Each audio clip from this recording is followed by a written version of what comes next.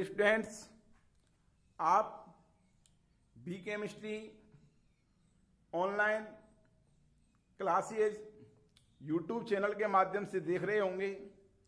यदि आपको ये वीडियो लेक्चर्स पसंद आए तो आप लाइक और सब्सक्राइब करना नहीं भूलें।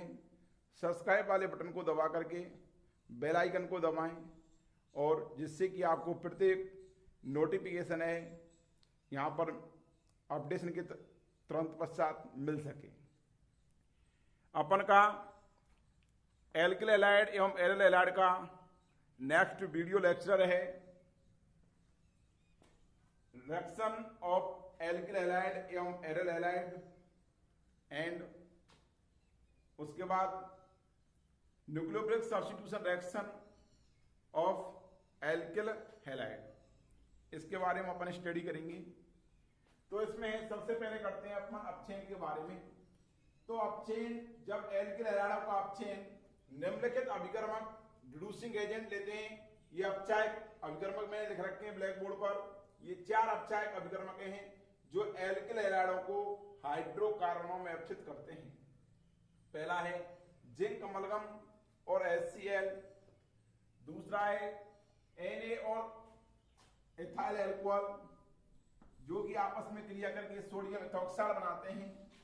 सोडियम इथॉक्साइड को NaOET लिख सकते हैं, या अपन Na और अल्कोहल भी रिड्यूसिंग एजेंट के रूप में प्रयुक्त कर सकते हैं। अगला है reducing agent lithium aluminium hydride, और नेक्स्ट है रेड फास्फोरस, लाल फास्फोरस एवं HI। जब इनमें से कोई भी एक ये रिड्यूसिंग एजेंट लेकर के एल्किल हैलाइड की क्रिया इनके साथ कराई जाती है तो एल्किल हैलाइड संगत हाइड्रोकार्बनों का निर्माण करते हैं। अपन ने ZnHg और HCl लेते हैं अपन, तो ये इसको 2H काम में आएंगे। ये कार्बन और हाइड्रोजन का बीच का जो बंध है ब्रेक होगा और ये यहाँ पर RH और साथ ही साथ HCl निकल जाता है बाहर। ये RH एल्केन के नाम से जानी जाती है। इस प्रकार एल्किल हैलाइड संगत एल्केन में अपचित हो जाते हैं। यहाँ पर मैं ZnHg की जगह पर लिथियम एल्युमिनियम हाइड्राइड भी ले सकता हूँ।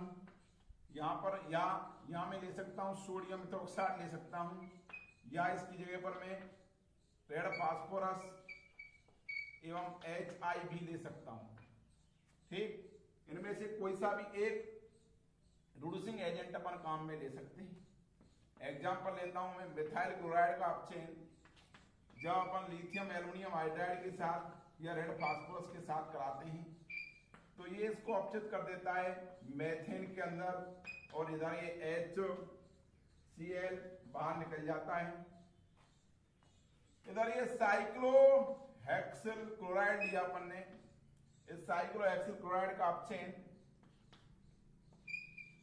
अपन अपचायक के तौर पर सोडियम इथॉक्साइड ले लें, या रेड फास्फोरस HI ले लें, या लिथियम एल्युमिनियम हाइड्राइड भी ले सकते हैं काम में, या सोडियम इथॉक्साइड भी काम में ले सकते हैं। तो अपचयन कराते हैं तो ये साइक्लोहेक्सेन बनता है और HCl बाहर निकल जाता है। इस प्रकार से ये अपने को प्राप्त हो जाएगा साइक्लोहेक्सेन और HCl।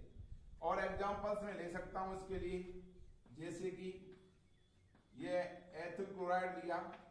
इस एथिल क्लोराइड का अपचयन हम लिथियम एल्युमिनियम हाइड्राइड के साथ कराएं तो एथेन मिलेगा, ये 2H, ये CH3, ये CH3 एथेन मिलता है और HCl निकल जाता है बाहर।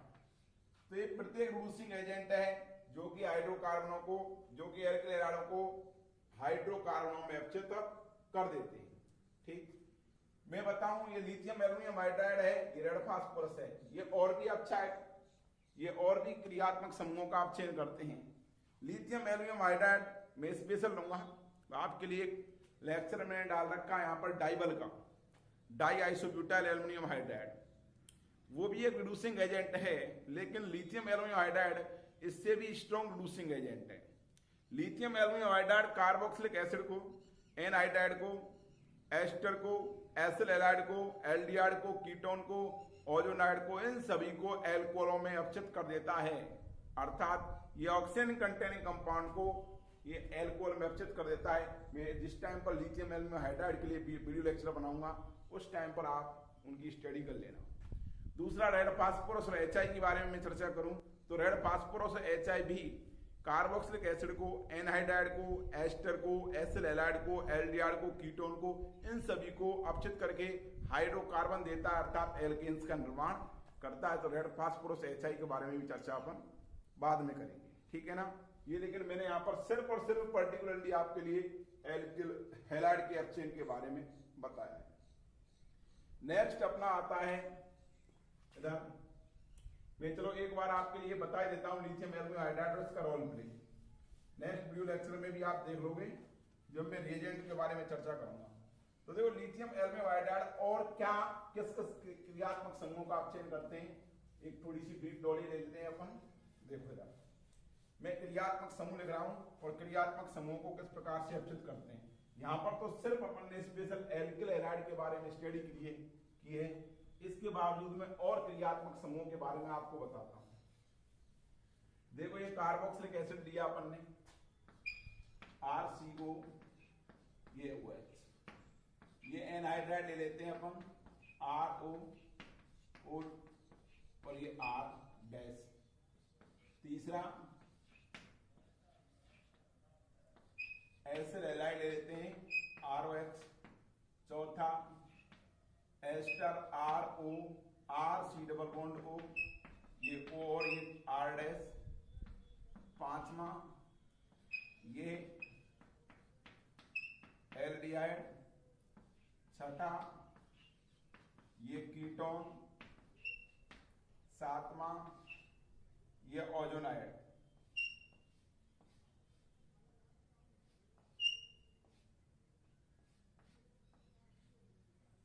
ये एल्किल समूह हो सकते हैं, ये R, ये H हो सकता है, ये R डैश हो सकता है, ये R, ये H हो सकता है या R डैश हो सकता है। ओजोनाइड की रिएक्शंस आपको उस टाइम पर समझ में आएंगी जब मैं एल्कोहल ईथर फिनॉल पढ़ाऊंगा। 11वीं क्लास में आप पढ़ चुके होंगे कि जब एल्कीन की क्रिया ओजोन के साथ कराते हैं तो प्राइमरी ओजोनाइड बनता है और प्राइमरी ओजोनाइड आफ्टर फ्लिपिंग ये सेकेंडरी ओजोनाइड बनाता है।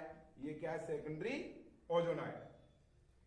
इनका अपचयन अपन ऑक्सीजन कंटेनिंग कंपाउंड का अपचयन इससे लिथियम एल्यूमिनियम हाइड्राइड से कराऊं तो लिथियम एल्यूमिनियम हाइड्राइड का इससे कराऊं, किसी से भी कराऊं लिथियम एल्यूमिनियम हाइड्राइड का तो सबकी सब एल्कोहल देते हैं।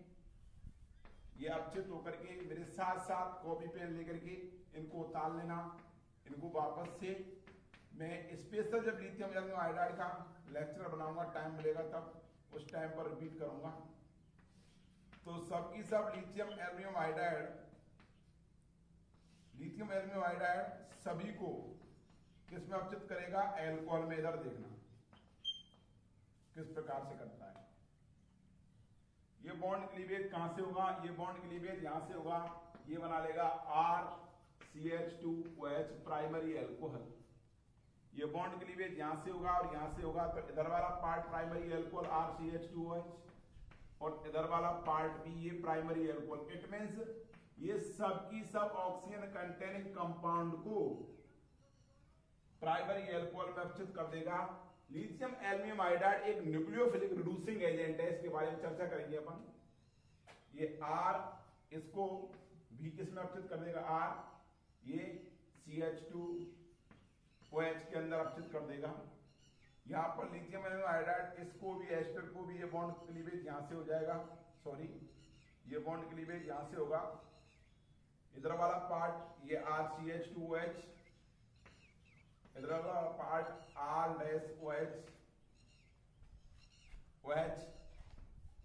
इधर ये एल्डिहाइड लिया मैंने। इस एल्डिहाइड को लिथियम एल्यूमिनियम हाइड्राइड प्राथमिक एल्कोहल में अपचित कर देता है। इस कीटोन को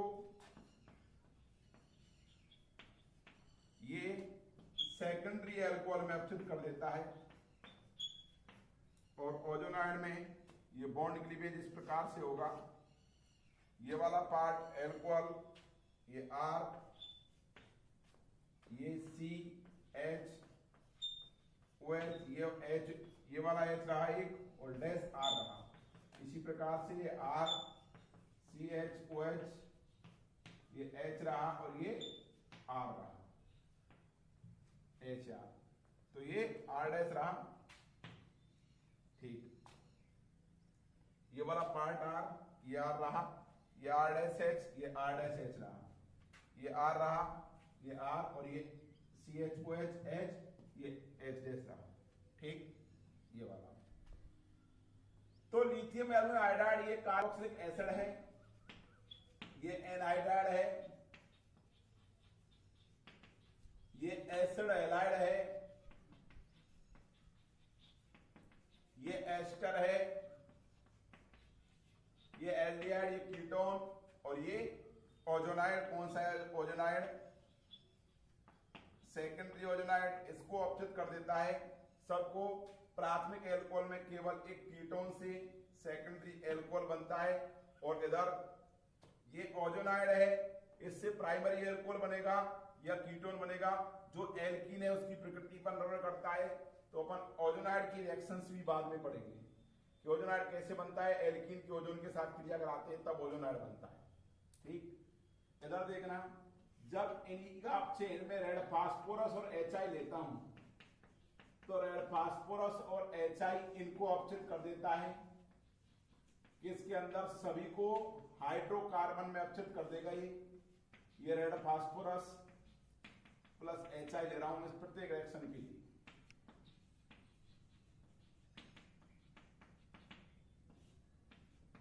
आपको ये PDF में नहीं मिलेगा, इसको आप मेरे साथ की साथ उतारते चलना। ये red phosphorus plus HI, red phosphorus plus HI। देखो ये क्या करेगा, इस वाले CO ग्रुप को ये कन्वर्ट कर देता है CH3 के अंदर, इस वाले को भी CH3 के अंदर, इस वाले को भी CH3 के अंदर, इस वाले को CH3 के अंदर, इस ग्रुप को भी CH3 के अंदर। यहां पर ये बॉन्ड यहां से टूट जाएगा और यहां पर क्या आ जाएगा? ये H।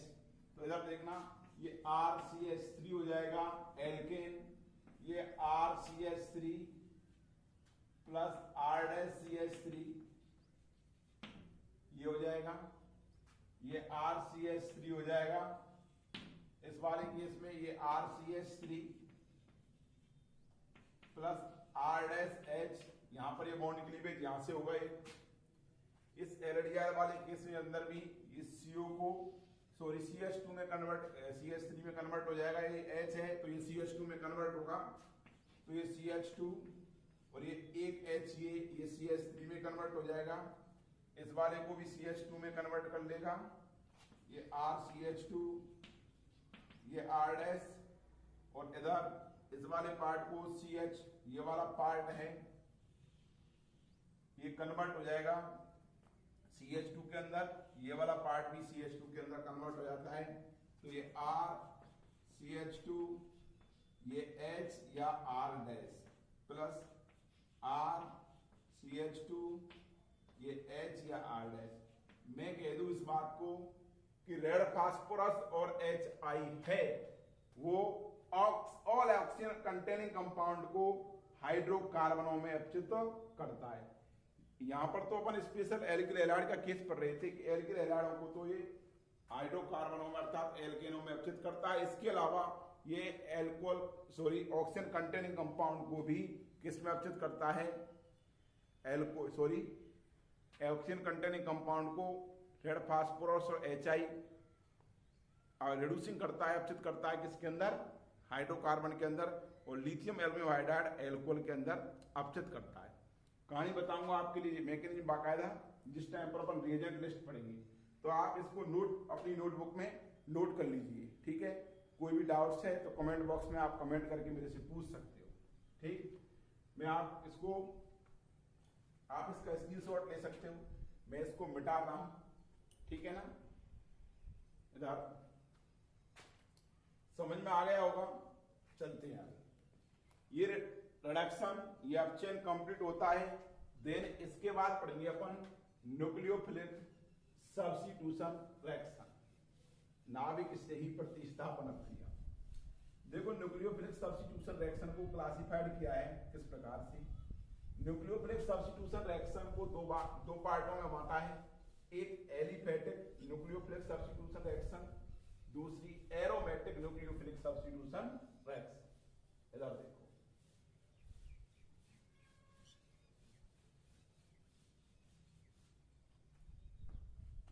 Nucleophilic substitution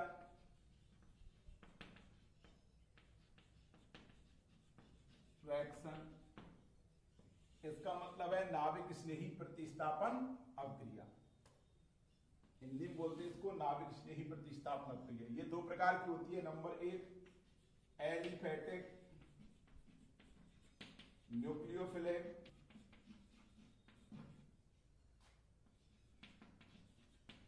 substitution reaction,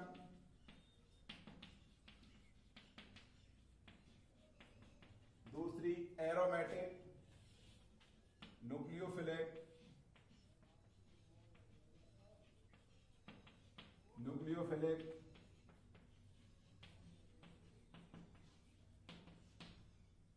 substitution reaction.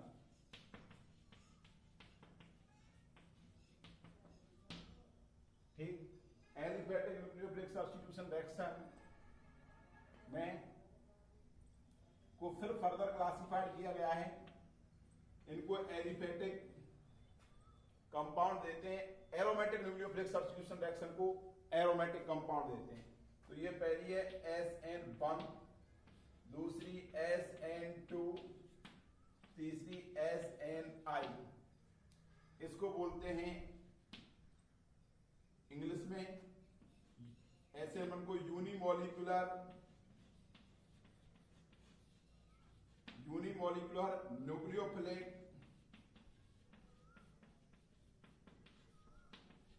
Substitution reaction. इसका मतलब यूनिमोलिकुलर का मतलब है एक अणु का सब्स्टिट्यूशन, एक अणु। न्यूक्लियोफिलिक का मतलब है नाभिक स्नेही, एक अणु नाभिक स्नेही, एक अणु नाभिक स्नेही। और सब्स्टिट्यूशन का मतलब है प्रतिस्थापन अभिक्रिया, प्रतिस्थापन रिएक्शन। तो SN1 का हिंदी में नाम है एक अणु को नाभिक स्नेही प्रतिस्थापन अभिक्रिया। इधर इंग्लिश में बोलते हैं इसको unimolecular nucleophilic substitution reaction. SN2 इसकी फुल फॉर्म होती है बाइमोलिकुलर न्यूक्लियोफिलिक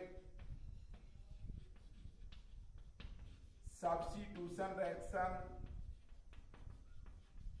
इसको बोलते हैं द्विअणुक नाभिक स्नेही प्रतिस्थापन अभिक्रिया। सब्स्टिट्यूशन का मतलब प्रतिस्थापन अभिक्रिया। ठीक, SNI यह है इंटरनल न्यूक्लियोफिलिक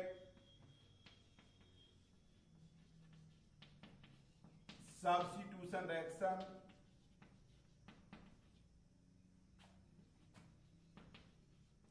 ये अपने कोर्स में नहीं दे रखी है, केवल अपने कोर्स में RBSc के अंदर SN1 और SN2 दे रखी है।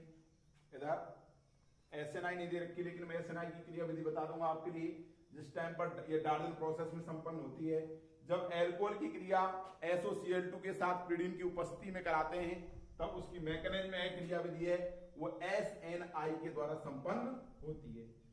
एरोमेटिक न्यूक्लियोफिलिक सब्स्टिट्यूशन रिएक्शन ये दो प्रकार की होती है। नंबर 1 ARSN1, दूसरा ARSN2। इसका मीनिंग समझो तुम। ARSN1 का मतलब क्या है? AR का मतलब एरोमेटिक, 1 का मतलब यूनिमोलिकुलर, N का मतलब न्यूक्लियोफिलिक, S का मतलब सब्स्टिट्यूशन रिएक्शन। इसका मतलब है हिंदी में एरोमेटिक, एक अणु को नाभिक स्नेही प्रतिस्थापन अभिक्रिया।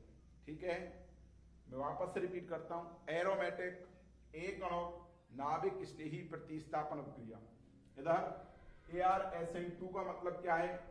इधर Ar का मतलब तो है एरोमेटिक, 2 का मतलब बाइमोलिकुलर, N का मतलब न्यूक्लियोफिलिक, S का मतलब सब्स्टिट्यूशन रिएक्शन। तो एरोमेटिक दियोनो नाभिक स्नेही प्रतिस्थापन अपक्रिया। आई थिंक आपको समझ में आ गया होगा। इस चार्ट को आप ड्रॉ कर लेना, ये काम आएगा, बहुत इंपॉर्टेंट है। इसमें मैं पहली मैकेनिज्म लेता हूं SN1 unimolecular nucleophilic substitution reaction को लेता हूं। गौर से सुनिए इसके बारे में, बहुत इंपॉर्टेंट।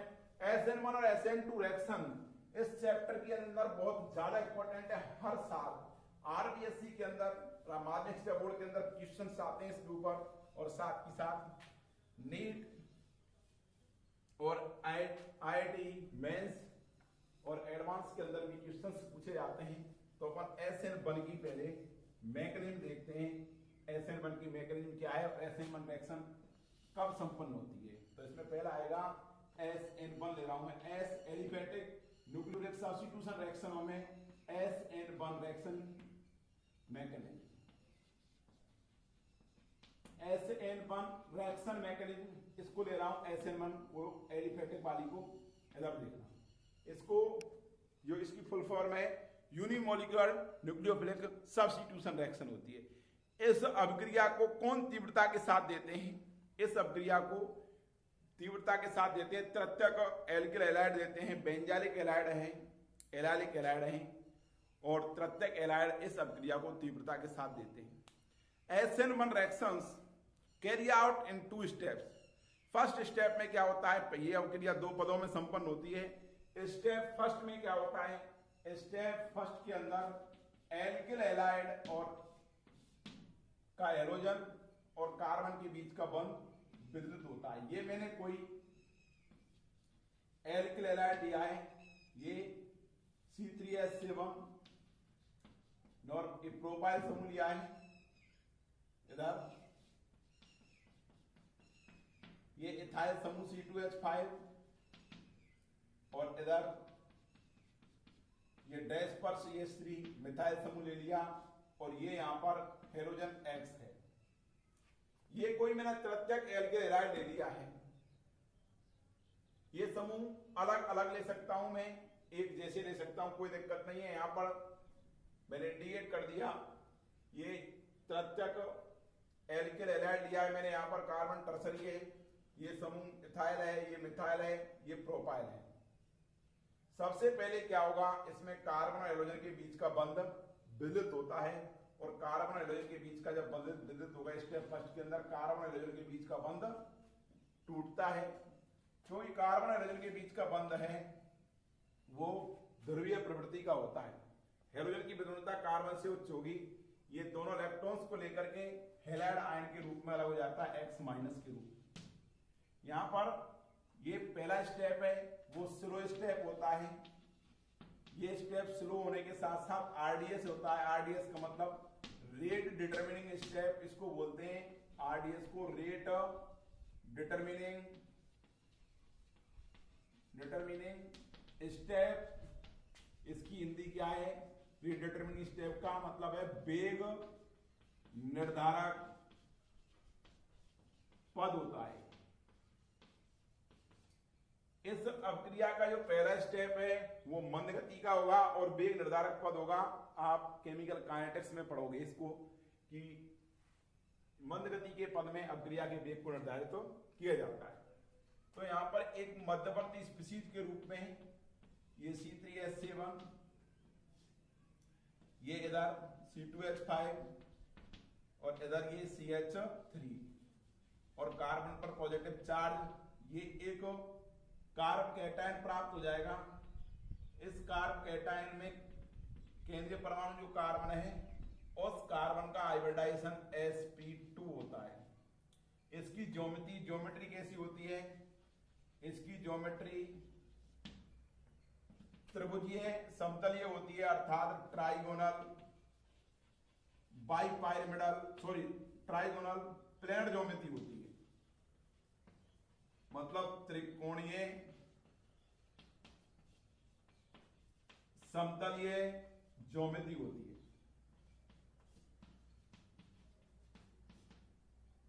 CN नंबर की बात करें तो इस कार्बन को कितने समूह घेरे हुए हैं, इसको 3 समूह घेरे हुए हैं, तो इसमें केंद्रीय परमाणु कार्बन का जो समन्वय संख्या होती है वो 3 होती है। इधर ये स्टेप फर्स्ट है, इसमें कि कार्बन हाइड्रोजन का बंध विद्युत हो रहा है और इंटरमीडिएट के रूप में मध्यवर्ती स्पीशीज के रूप में क्या बनना है, कार्बो कैटायन, और कार्ब कैटायन की हिंदी क्या होती है, कार्बो धनायन। ठीक, इसमें केंद्रीय परमाणु जो क्रियाकारक लिया है अपन ने एल्किल हैलाइड, इसमें केंद्रीय परमाणु कार्बन का संकरण sp3 होता है। इसकी ज्योमेट्री की बात करूं, इसकी ज्योमेट्री होती है टेट्राहेड्रल चतुष्फलकीय। टेट्राहेड्रल को हिंदी में क्या बोलते हैं, चतुष्फलकीय।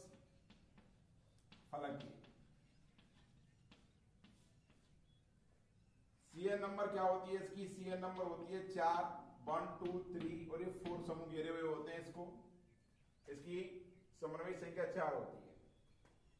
इधर ये इसकी ट्राइगोनल पेयर ज्योमेट्री हो गई।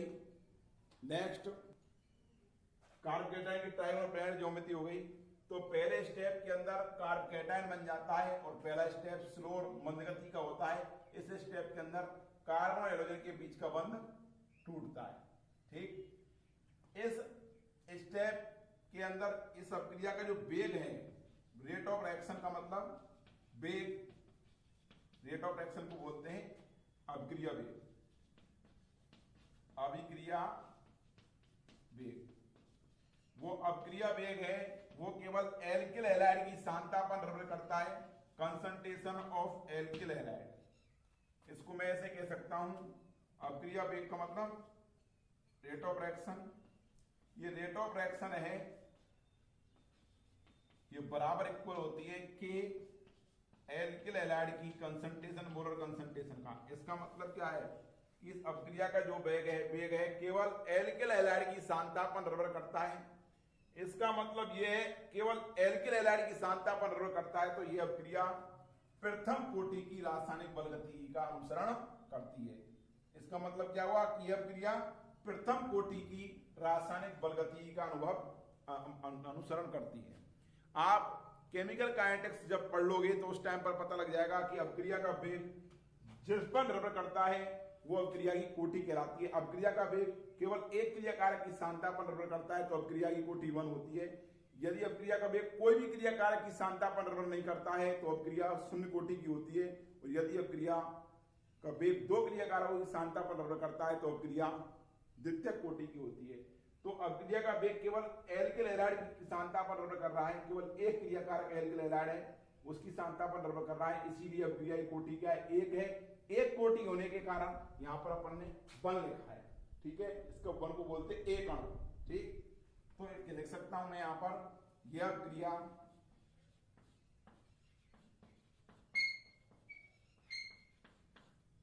प्रथम कोटि की रासायनिक बलगतिकी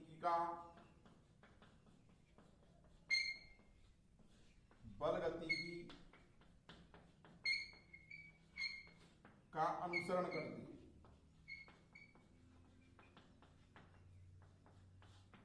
है। ठीक, अनुसरण करती है। यह स्टेप फर्स्ट हो जाता है इसका पूरा।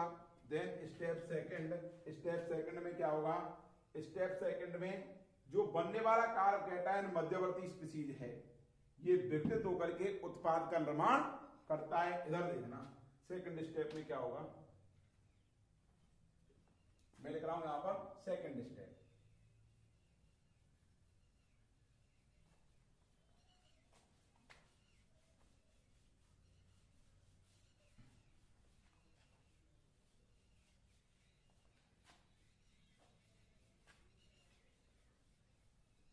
स्टेप फर्स्ट पूरा हो गया। स्टेप सेकंड देखो, जो ये कार्ब कैटायन लिया है अपन ने, इसको मैं बीच में लिख देता हूं, ये C3H6 C2H7, ये C2H5, ये CH3, ये पॉजिटिव चार्ज, ये इसकी ट्राइगोनल प्लेनर ज्योमेट्री, त्रिकोणीय समतलीय ज्योमेट्री हो गई। केंद्रीय परमाणु कार्बन का संकट sp2 हो गया। इसके ऊपर न्यूक्लियोफाइल, कोई भी न्यूक्लियोफाइल अटैक कर सकता है। न्यूक्लियोफाइल OH- हो सकता है, इधर न्यूक्लियोफाइल SH- हो सकता है, न्यूक्लियोफाइल OEP- हो सकता है, न्यूक्लियोफाइल RCOO O- हो सकता है। कोई भी न्यूक्लियोफाइल ले सकते हैं अपन, यहां पर कोई सा भी न्यूक्लियोफाइल इसके ऊपर अटैक करेगा। इधर देखो, तो ये अटैक किस प्रकार से करेगा, इसकी मैं ज्योमेट्री को बताता हूं कि त्रिकोणीय समतलीय ज्योमेट्री कैसे। इसमें केंद्रीय परमाणु कार्बन, मेरे यहां पर अंगूठा है, मैं इसको कार्बन से रिप्रेजेंट कर रहा हूं। देखो इधर, ये इसकी शेप है त्रिकोणीय समतलीय, इस प्रकार से शेप होती है इसकी त्रिकोणीय समतलीय। ये 2D रिप्रेजेंटेशन आपको दिख रहा होगा, ये 3D, ये त्रिकोणीय समतलीय शेप है। अब इस पर स्टेप सेकंड फास्ट स्टेप होगा, ये होगा फास्ट स्टेप, तीव्र गति का पथ। ये नाभिक स्नेही किस प्रकार से अटैक करता है, तो नाभिक स्नेही इनके बीच में से, दो समूह के बीच में से अटैक नहीं करेगा, क्योंकि इसका रेपल्सन होगा इनसे। इनके बीच में से अटैक नहीं करेगा, इसका रेपल्सन होगा। तो इधर ये ट्राइगोनल प्लेनर ज्योमेट्री है, ये वाली, मैं इसको ऐसे बोल दूं, ये भी त्रिकोणीय समतलीय है, इसको मैंने ऐसे दिखा दिया, त्रिकोणीय समतलीय ज्योमेट्री है। ये वाला समूह में ये लिया C3H7, ये समूह C2H5, ये समूह CH3। तो इसके ऊपर आने वाला न्यूक्लियोफाइल है, इन दोनों के इस बीच के अंदर इस प्रकार से अटैक नहीं करेगा, इस प्रकार से यहां से अटैक नहीं करेगा। न्यूक्लियोफाइल आएगा अप एंड डाउन, परपेंडिकुलर, मतलब तल के लंबवत, ऊपर से और नीचे से आक्रमण करता है इधर। तो ये न्यूक्लियोफाइल अटैक करेगा, तो ये इनके बीच में से, इन समूहों के बीच में से अटैक नहीं करेगा। न्यूक्लियोफाइल ऊपर से लंबवत, ऊपर से आक्रमण करेगा या नीचे से आक्रमण करता है।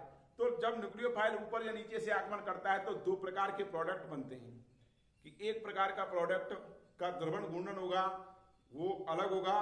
जब ऊपर से अटैक करेगा तो जो उत्पाद बनेगा उसका द्रवण घूर्णन अलग होगा, जब नीचे से अटैक करेगा तो उत्पाद का द्रवण घूर्णन कुछ अलग होगा। अर्थात दोनों जो उत्पाद प्राप्त होते हैं वो बराबर मात्रा में प्राप्त होंगे और दोनों उत्पाद प्रकाश के तल को अलग अलग दिशाओं में घूर्णित करते हैं। इधर जब लंबवत ऊपर से अटैक करता है इस प्रकार से, तो इधर ये वाला समूह है, ये इसको रिपल्सन करेगा, इसको रिपल्सन करेगा, इसको रिपल्सन करेगा, तो इस प्रकार से इसकी टेट्राहेड्रल शेप बन जाएगी। ये रिपल्सन के पश्चात इसकी टेट्राहेड्रल शेप बन जाएगी। इधर ये इसके समतल ध्रुवित प्रकाश के तल को दाईं ओर या बाईं ओर घूर्णित कर सकता है। ये डिपेंड करेगा कि दाईं ओर घूर्णित कर रहा है या बाईं ओर। यदि नीचे से अटैक करेगा इधर, तो इनका इससे रिपल्सन होगा, प्रतिकर्षण, तो ये ऊपर की तरफ जाएंगे, तो इस प्रकार से ये टेट्राहेड्रल ये शेप बन जाएगी। ये भी इसके तल को दाईं ओर और बाईं ओर घूर्णित कर सकता है। तो इनमें से एक उत्पाद समतल ध्रुवित प्रकाश के तल को दाईं ओर घूर्णित करेगा, जो 50% बनेगा। दूसरा उत्पाद है वो समतल ध्रुवित प्रकाश के तल को बाईं ओर घूर्णित करेगा, वो भी 50% बनता है। और इन दोनों की बराबर मात्रा के मिश्रण को बोलते हैं अपन रैसमिक मिश्रण। तो आप याद रखना, SN1 अभिक्रिया के द्वितीय पद में रैसमीकरण होता है, अर्थात रेशमीकरण का मतलब अपने को जो उत्पाद प्राप्त होगा वो ध्रुवण घूर्णक प्राप्त होता है। इधर ये परपेंडिकुलर इस प्रकार से अटैक करेगा, मैं कह रहा हूं ये पाथ ए, ठीक, ये इस प्रकार से अटैक करेगा, ये पाथ बी, दो रास्ते से अटैक करेगा। तो उत्पाद यहां पर एक ये बन रहा होगा, ये CH3, S3 से S, C3H7, ये बेज पर ये क्या हो गया C2H5, ये डैश पर CH3, और ये क्या आ गया न्यूक्लियोफाइल N। तो इसका द्रवण घूर्णन कुछ अलग होगा। अगर ये इस प्रकार से अटैक करता है तो ये C3H7 सॉरी, ये इधर फेज पर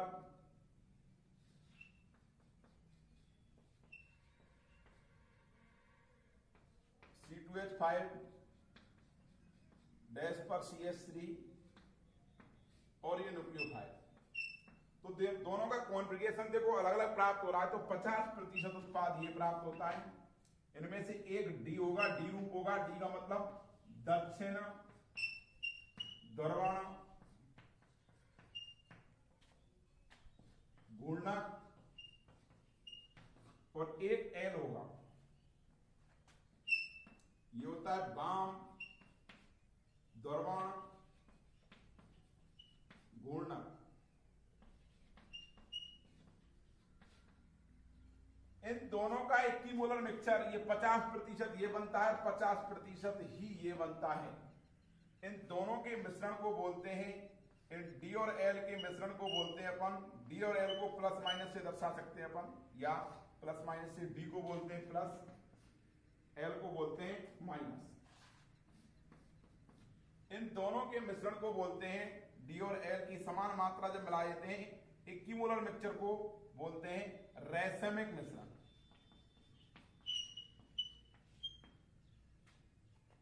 रैसमिक मिश्रण।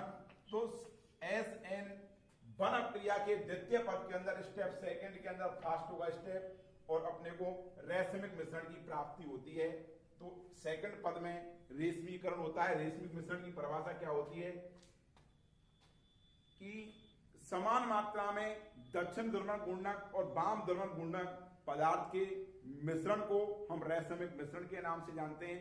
और रैसमिक मिश्रण ध्रुवण अघूर्णक होता है। ये मिश्रण है वो ध्रुवण अघूर्णक होगा, क्योंकि इसका जो घूर्णन कोण है ये इसके घूर्णन कोण से निरस्त हो जाता है, और जो बनने वाला ये मिश्रण है वो कैसा होगा, ध्रुवण अघूर्णक। इसका मतलब ये समतल ध्रुवित प्रकाश के तल को घूर्णता नहीं करता है। ये आपको और अच्छी तरीका से समझ में, घूर्णकता वर्ड है वो एल्किल हैलाइड या हेलो एल्केन में आपको समझ में, एल्किल हैलाइड हेलो एल्केन है ना, इसका जो ध्रुवण घूर्णकता वाली वर्ड है ये आपको स्टीरियोकेमिस्ट्री के अंदर, त्रिविम रसायन के अंदर विस्तार से समझ में आएगा, उसके अंदर ये टॉपिक है। ठीक, ये ध्रुवण घूर्णकता है क्या चीज है कि इस पदार्थ के मैंने अपन ने इसका एक्वस सॉल्यूशन ले लिया और इसको पोलरोमीटर ट्यूब में भर दिया, और इस पोलरोमीटर ट्यूब में भर करके इसमें से समतल ध्रुवित प्रकाश को गुजारा जाए। तो समतल ध्रुवित प्रकाश को गुजारने पर जो गुजरने वाला प्रकाश है वो एक विशेष कोण से दाईं ओर या बाईं ओर घूर्णित होता है। उस प्रकाश के, समतल ध्रुवित प्रकाश का जो तल है उसके घूमने की प्रक्रिया को बोलते हैं अपन ध्रुवण घूर्णकता। ठीक है, ये आपको मीनिंग समझ में आ गई होगी। तो इसका SN2 क्रिया कि ये मैकेनिज्म समाप्त होती है 2 स्टेप में। पहले स्टेप में कार्ब कैटायन बनता है, स्टेप स्लो होगा और RDS स्टेप होगा।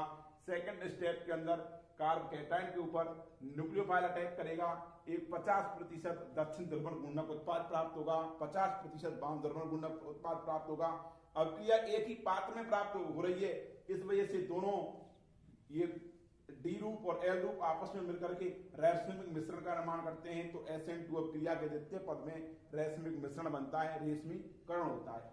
उसके बाद आता है कि ये रेशमीकरण 100% हो रहा है या 98% हो रहा है या 74% हो रहा है, ये डिपेंड करता है कि इस अभिक्रिया के दौरान सॉल्वेंट कौन सा प्रयुक्त कर रहे हैं। तो सॉल्वेंट इफेक्ट के बारे में चर्चा करेंगे, इसके बारे में कि कौन सा सॉल्वेंट इसके अंदर प्रयुक्त किया जाता है। तो यह क्रिया विशेषकर पोलर प्रोटेक सॉल्वेंट के अंदर संपन्न होती है तीव्रता से, पोलर प्रोटेक सॉल्वेंट। तो पोलर प्रोटेक सॉल्वेंट क्या होता है? पोलर प्रोटेक सॉल्वेंट में सबसे अच्छा माना जाता है जल। जल एक पोलर प्रोटेक सॉल्वेंट है। इधर पोलर प्रोटेक सॉल्वेंट में एथिल अल्कोहल भी होता है, लेकिन जल के अंदर रैसमिक मिश्रण मतलब 100% बनता है, लेकिन सॉल्वेंट के तौर पर अगर मैं मेथिल अल्कोहल या एथिल अल्कोहल प्रयुक्त करता हूं, ये भी पोलर प्रोटेक सॉल्वेंट है, तो उस टाइम पर रेशमिक मिश्रण 100% नहीं बनेगा। इसका मतलब कितना बनता है? 78%, 80% या 85% रेशमिक मिश्रण बनता है। उस टाइम पर रेशमिक मिश्रण 100% नहीं बनेगा, क्योंकि न्यूक्लियोफाइल ये बैकसाइड अटैक भी कर रहा है। तो उस टाइम पर यहां पर बाल्टन इन्वर्जन भी होता है, जो SN2 रिएक्शन में होता है ना, वो सॉल्वेंट चेंज करने पर। प्रोटेक सॉल्वेंटों में सबसे, पोलर प्रोटेक सॉल्वेंटों में सबसे अच्छा माना जाता है जल। इसके अलावा कोई दूसरा सॉल्वेंट प्रयुक्त करते हैं तो रैसमिक मिश्रण जो 100% मिलना चाहिए वो 100% नहीं मिल पाता है, वो उसके अलावा ये 80% या 85% या 90% रेशमिक मिश्रण बनता है। 10% 15% अपने को बाल्टन इन्वर्जन से जो प्रोडक्ट बनता है वो प्राप्त होता है, क्योंकि न्यूक्लियोफाइल बैकसाइड भी अटैक करता है। तो आप उसके बाद में आता है सॉल्वेंट। तो SN1 अभिक्रिया के दौरान जो सॉल्वेंट उपयोग करते हैं अपन, वो काम लेते हैं पोलर प्रोटेक्ट सॉल्वेंट, और जल एक सर्वोत्तम पोलर प्रोटेक्ट सॉल्वेंट माना जाता है। ठीक, नेक्स्ट आता है कि SN1 अभिक्रिया के प्रति एल्किल हैलाइडों की क्रियाशीलता का क्रम क्या होता है। तो इधर देखना, इस क्रियाशीलता से प्रश्न बहुत ज्यादा आते हैं। हर साल एक न एक प्रश्न SN1 अभिक्रिया की क्रियाशीलता के ऊपर आता है, चाहे उदाहरण पूछे चाहे आपको एल्किल हैलाइड देकर के अरेंज करवाए। तो मैं आपको एक स्टेटमेंट बोल रहा हूं, उसको आप नोट कर लें, कॉपी पेन लेकर के आप नोट कर लें कि इधर इस अभिक्रिया के दौरान जो मध्यवर्ती स्पीशीज क्या बन रही है, मध्यवर्ती स्पीशीज बन रही है intermediate carb cation. Carb line प्रथम पद में यहां पर मध्यवर्ती स्पीशीज बनी थी, तो मध्यवर्ती स्पीशीज कार्ब कैटायन बन रही है। तो इस जो एल्किल हैलाइड रिएक्टिविटी की चर्चा करता हूं, SN1 की रिएक्टिविटी का मतलब क्रियाशीलता।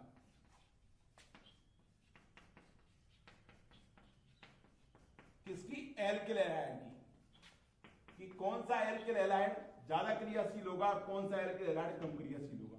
तो SN1 में जो इंटरमीडिएट बन रहा है मध्यवर्ती स्पीशीज, इंटरमीडिएट मध्यवर्ती स्पीशीज,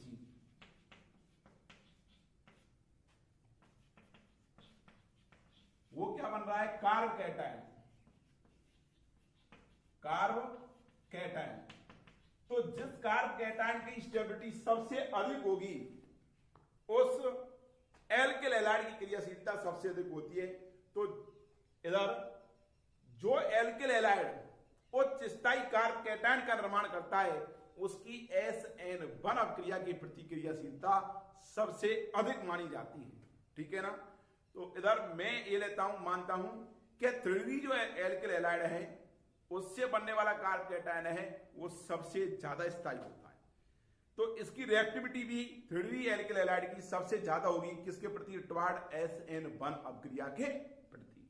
देखो इधर यहां पर रिएक्टिविटी का ऑर्डर लिखता हूं, हर साल एक न एक क्वेश्चन रिएक्टिविटी के अंदर पूछा जाता है।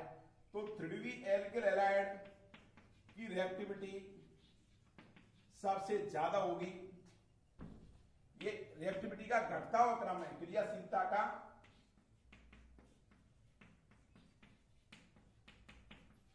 घटता क्रम। ठीक, SN1 के प्रति एल्किल हैलाइडों की क्रियाशीलता का घटता क्रम, ये 3D एल्किल हैलाइड की सबसे अधिक होगी। उसके बाद आता है बेंजाइलिक हैलाइड, बेंजाइलिक हैलाइड की क्रियाशीलता उससे कम होगी। देन फिर आता है एलाइलिक हैलाइड, एलाइलिक हैलाइड की क्रियाशीलता उससे कम होती है। और उसके बाद आता है फिर 2 degree alkyl halide, 2 degree alkyl halide की क्रियाशीलता उससे कम होती है। देन फिर आता है 1 degree alkyl halide, alkyl halide. ये इसका ऑर्डर होता है SN1 अभिक्रिया के प्रतिक्रियाशीलता के क्रम का। 3D एल्किल हैलाइड बोले तो ये यहां पर मैंने तीनों की तीनों एल्किल समूह ले लिए और यहां पर लगा दिया X। ये है 3D एल्किल हैलाइड। यहां पर ये बेंजीन वलय के पास में बंधित पहला कार्बन जिसका संकरण sp3 होता है, इससे अगर हाइड्रोजन जुड़ी होती है तो ये होगा बेंजाइलिक हैलाइड। ये कौन सा है? Benzylic halide. उसके बाद रिएक्टिव क्रियाशीलता इसकी होगी कम। बेंजाइलिक 2 डिग्री 3 डिग्री 1 डिग्री दे सकता है, तो बेंजाइलिक 3 डिग्री की रिएक्टिविटी ज्यादा होगी किसकी तुलना में? बेंजाइलिक 2 डिग्री की तुलना में। और बेंजाइलिक 1 डिग्री की रिएक्टिविटी ज्यादा, 2 डिग्री की रिएक्टिविटी ज्यादा होगी 1 डिग्री की तुलना में। यहां पर भी आप याद रखना, बेंजाइलिक 1 डिग्री, 3 डिग्री सबसे अधिक, 2 डिग्री उससे कम और 1 डिग्री सबसे कम। ठीक। उसके बाद आता है एलाइलिक हैलाइड। एलाइलिक हैलाइड का मतलब कौन सा होगा? एलाइलिक हैलाइड द्विबंध से बंधित अगला कार्बन जिसका की संकरण sp3 हो, उससे क्या हो? Halogen bind. तो ये होगा एलाइलिक हैलाइड। ये एलाइलिक एलाइड कैसा है, 1 डिग्री एलाइड है। इसमें भी एलाइलिक 2 डिग्री 3 डिग्री और 1 डिग्री हो सकता है। तो एलाइलिक 3 डिग्री की रिएक्टिविटी सबसे ज्यादा, एलाइलिक 2 डिग्री की उससे कम, एलाइलिक 1 डिग्री की सबसे कम। देन 2 डिग्री एल्किल एलाइड अपन R ले लें, ये CH और ये X और ये R, जब कार्बन ये कौन सा होगा 2 डिग्री एल्किल एलाइड, ये RCH2 ये हो गया X, ये 1 डिग्री एल्किल एलाइड, ये 2 डिग्री एल्किल एलाइड, ये 1 डिग्री एल्किल एलाइड, हेलोजन है। ये इसका रिएक्टिविटी का ऑर्डर है। याद रखना इससे क्वेश्चंस बहुत ज्यादा आते हैं रिएक्टिविटी से। आपको मैं एग्जांपल्स करवाऊंगा कि नीचे दिए गए क्रिया कारकों को SN1 अपक्रिया के प्रति क्रियाशीलता के घटते हुए क्रम में व्यवस्थित कीजिए। तो उस टाइम पर आपको सबसे पहले देखना पड़ेगा कि 3 एल्किल एलाइड कौन सा है, उसकी रिएक्टिविटी सबसे अधिक होगी। उसके बाद बेंजाइलिक की, देन एलाइलिक एल्किल एलाइड की, देन 2 डिग्री, देन 1 डिग्री। ठीक है, मैं एक एग्जांपल लेता हूं आपके लिए। एक तो यहां पर ये ले लिया, ये एल्किल एलाइड CH3, ये X। दूसरा ले लिया ये, यहां पर केवल X लगा दिया। और तीसरा ले लिया ये। और आपसे रिएक्टिविटी के बारे में पूछे कि किसकी रिएक्टिविटी सबसे ज्यादा है, तो आप देखोगे कि जहां पर एरोजन CH2 से बंधित होती है वो समूह प्राइमरी होगा, एरोजन CH से बंधित होती है वो सेकेंडरी होगा, और एरोजन जिस कार्बन से बंधित होती है इस पर एक भी अल्फा H नहीं होता है, वो 3 डिग्री होगा। तो ये 3 डिग्री एल्किल एलाइड, ये 2 डिग्री एल्किल एलाइड, ये 1 डिग्री एल्किल एलाइड। तो रिएक्टिविटी सबसे अधिक किसकी होगी, इसकी रिएक्टिविटी सबसे अधिक, उसके बाद इसकी, और देन इसकी। तो इस प्रकार से अपन क्रम निर्धारित कर लेते हैं। एग्जांपल्स और भी करवाऊंगा इसके में।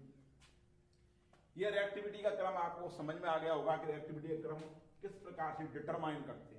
ठीक, उसके बाद में ये आपको रिएक्टिविटी का क्रम अगर अब भी समझ में नहीं आए तो आप ऐसा करके देखना, कार्ब कैटायन इंटरमीडिएट बन रहा है, आप एल्किल एलाइड से कार्ब कैटायन बना लेना और कार्ब कैटायन की स्टेबिलिटी हाइपर कॉन्जुगेशन से चेक कर लेना। इसका मतलब हाइपर कॉन्जुगेशन से कैसे चेक करेंगे, इस X को निकाल करके भाई पॉजिटिव चार्ज यहां पर रख देना, इस पर नंबर ऑफ अल्फा H देख लेना। पॉजिटिव चार्ज के पास वाला कार्बन ये अल्फा, इस पॉजिटिव चार्ज के पास वाला कार्बन ये अल्फा, इस पॉजिटिव चार्ज के पास वाला कार्बन ये अल्फा। की हाइपर कॉन्जुगेशन लग रहा है यहाँ पर 9 अल्फा H है। तो जिस कार्ब कैटायन के अंदर जितने अधिक अल्फा H होंगी उसकी स्टेबिलिटी सबसे ज्यादा होगी, और जिस कार्ब कैटायन की स्टेबिलिटी सबसे ज्यादा होती है उसकी SN1 के प्रति, उस एल्किल एलाइड की SN1 के प्रति रिएक्टिविटी सबसे अधिक होगी। ठीक है ना, नो डाउट। चले आगे। तो उसके बाद ये तीसरा पॉइंट हो गया किसका, रिएक्टिविटी का। SN1 अपक्रिया की जो पॉसिबिलिटी है, मैं आपसे पूछूं एक एग्जांपल लेकर के कि इस एल्किल एलाइड के अंदर SN1 अपक्रिया संपन्न होगी या नहीं होगी। तो इधर देखना कि कई बार एग्जांपल ऐसे दे देता है आपको कि उस टाइम पर आपको ये प्रतीत होगा कि इस टाइम पर तो SN1 की रिएक्टिविटी सबसे अधिक होनी चाहिए, लेकिन ऐसा होता नहीं। मैं एग्जांपल दे रहा हूं आपके लिए रिएक्टिविटी के सॉल्व करने के लिए। एक तो इधर ये X पहला, इधर दूसरा,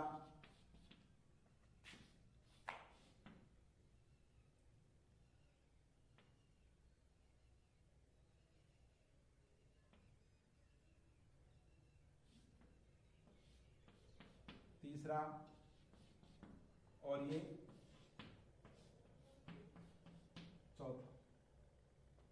ठीक, और ये पांचवा।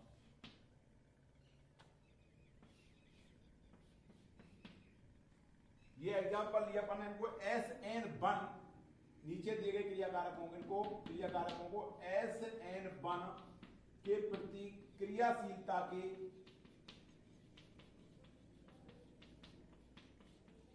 घटते क्रम में लिखो।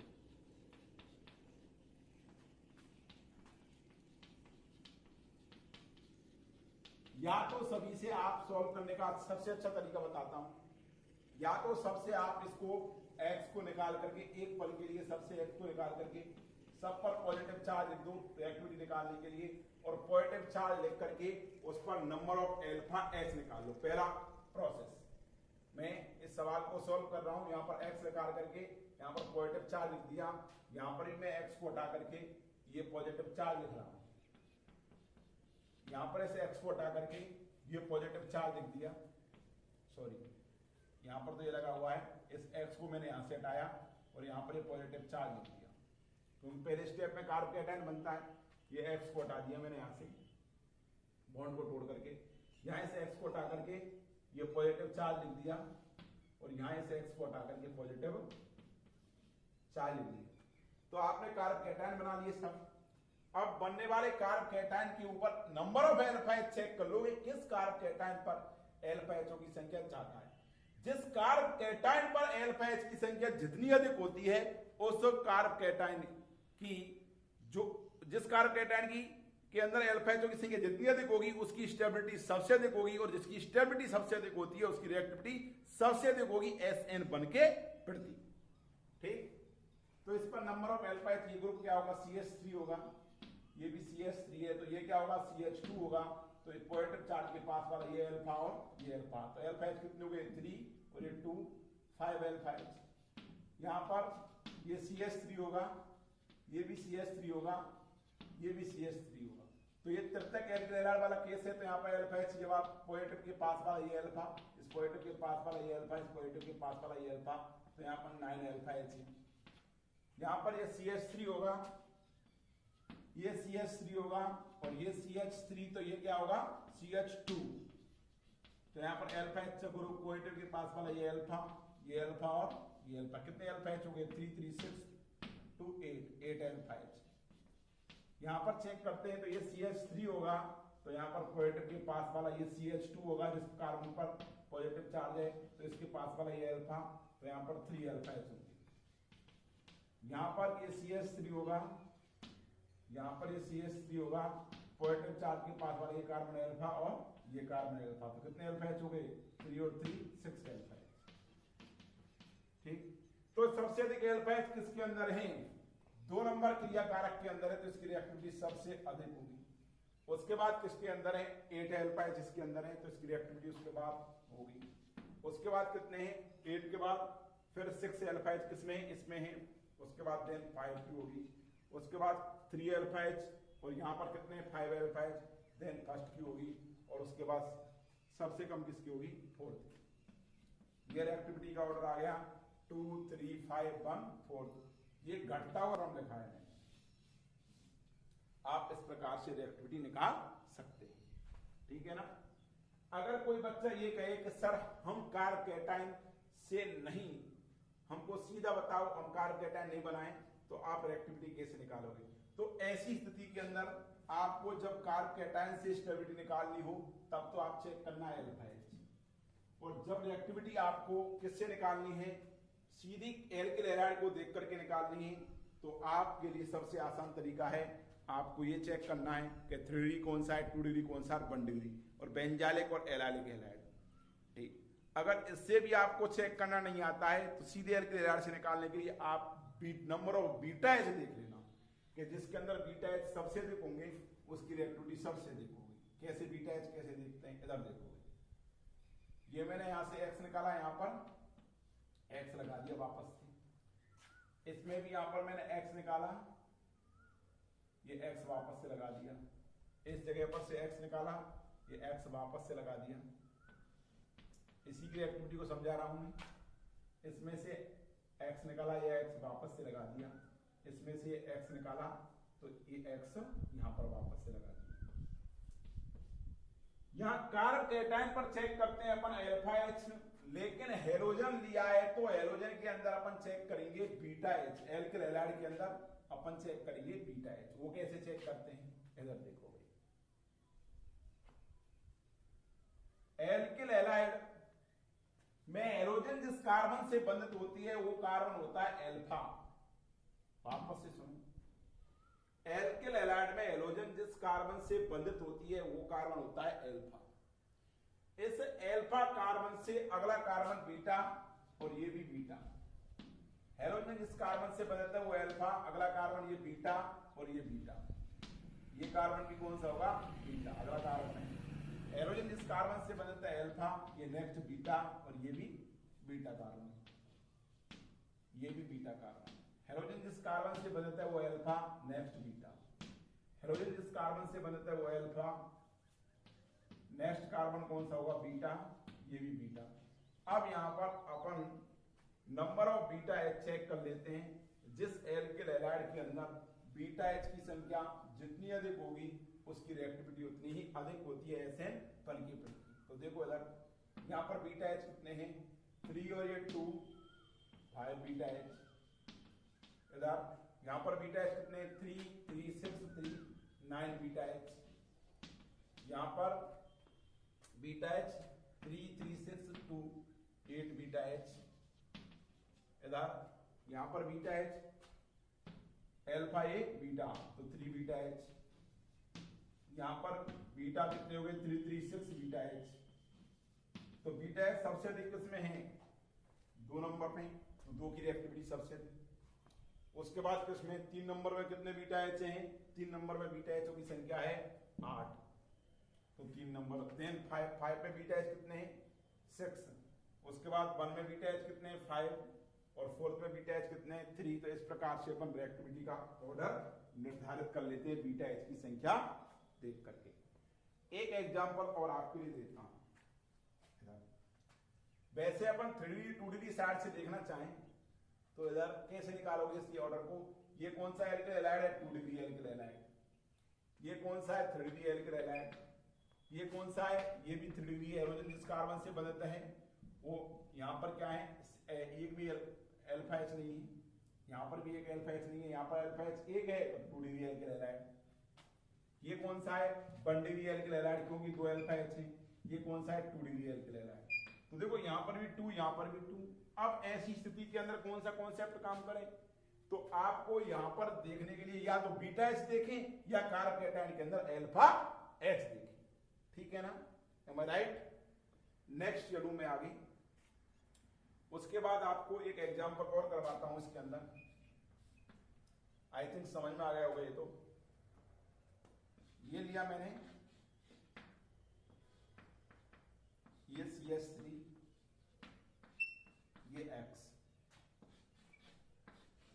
दूसरा यहां पर ये X, तीसरा ये CH2X और चौथा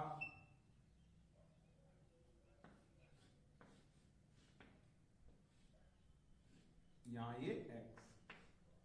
अब आपसे ये पूछा जाए कि नीचे दी गई एग्जाम्पल दूसरा लिया है मैंने, इनको SN बंद अब क्रिया के प्रति क्रियाशीलता के घटते हुए क्रम में व्यवस्थित कीजिए। तो देखो इनको किस प्रकार से व्यवस्थित करोगे आप, तो यहां पर देखोगे तुम पहले, सबसे पहले आप देखोगे बीटा एच देख लो, बीटा एच से निकालते हैं ऑब्वियसली रिएक्टिविटी को, तो ये अल्फा कार्बन, हेलोजन जिस कार्बन से बनता है वो अल्फा, या इस पर कार्बोकेटायन बना करके अल्फा एच चेक कर लो, या हेलोजन से हैलाइड में सीधा चेक करना है तो बीटा एच चेक कर लो। इधर अल्फा कार्बन, इससे नेक्स्ट कार्बन ये बीटा, इससे नेक्स्ट कार्बन ये बीटा, इससे नेक्स्ट कार्बन ये बीटा। ये अल्फा कार्बन हेलोजन जिस कार्बन से बनते हैं, ये बीटा कार्बन, ये बीटा कार्बन। इधर हेलोजन जिस कार्बन से बनता है अल्फा, ये बीटा। इधर ये अगला ये क्या होगा, गामा होगा, ये भी क्या होगा, गामा। हेलोजन जिस कार्बन से बनता है अल्फा, ये बीटा, ये बीटा, ये बीटा, ठीक है ना। इसमें नंबर ऑफ बीटा एच की संख्या कितनी है, देखो 2, 2, 4, 3, 7, 7 बीटा एच। यहां पर बीटा एच कितने हैं, 2, 2, 4 बीटा एच। यहां पर कितने बीटा एच हैं, 1 बीटा एच। यहां पर बीटा एच कितना है, 2, 2, 4, 2, 6 बीटा एच। तो इधर इस सवाल के अंदर मैंने आपको रोचा, इसके अंदर ये बहुत ज्यादा इंपॉर्टेंट सवाल है। इस प्रकार के सवाल जेईई मेंस के अंदर, नीट के अंदर काफी पूछे जाते हैं। एडवांस लेवल तक के लिए इंपॉर्टेंट है ये क्वेश्चन। आप बिल्कुल आसान लग रहा होगा, लेकिन इस सवाल के अंदर एक आपको ट्रिक है वो आपको याद रखनी पड़ेगी कि इसके अंदर बीटा एच की संख्या के बावजूद भी इसकी स्टेबिलिटी सही निर्धारित नहीं हो रही है। कैसे? आपका बीटा एच के आधार पर ऑर्डर क्या आएगा? सबसे अधिक आएगा 7 बीटा एच इसमें, तो पहला 6 बीटा एच वाला 4 बीटा एच वाला 2 और 1 बीटा एच वाला 3, ये आपका ऑर्डर आएगा। लेकिन ये ऑर्डर गलत है, बिल्कुल रॉन्ग कर देना, इसको काट देना, ये गलत है। क्यों गलत है? यहां पर आपने कोई दिक्कत नहीं है, डिसाइड कर लेते हैं। ये 3 डिग्री एल्किल हैलाइड है, ये 2 डिग्री एल्किल हैलाइड है, ये 1 डिग्री एल्किल हैलाइड है, ये भी कौन सा है? 3 डिग्री। देखो यहाँ पर कार्बन है, यहाँ पर भी ब्रिज में ये कार्बन है, CH2 है, ये भी CH2 है, लेकिन ये भी 3 डिग्री है। लेकिन आपको ये पता होना चाहिए कि यहाँ पर जो हैलोजन है वो ब्रिज हेड स्थिति के अंदर है। ब्रिज हेड का मतलब ये वाला जो कार्ब कैटायन बनेगा यहाँ पर, ये इसका ये रूप भी हो सकता है भाई। इसके अंदर कार्बन कितने हैं? देखो 1 2 3 4 5 6 और ये ब्रिज वाला 7, ये CH2 है, तो इसको ऐसे भी लिख सकते हैं अपन, ये भी इसका रूप है भाई। इधर इस प्रकार से देखो, इधर ये इसका ब्रिज बन रहा और ये हैलोजन। देखो 1 2 3 4 5 और ये 6 और इधर 7। तो हैलोजन जहां पर है वो कौन सी पोजीशन बन रही है? Bridge head position. ऊपर से मिटाता हूं 1 मिनट में।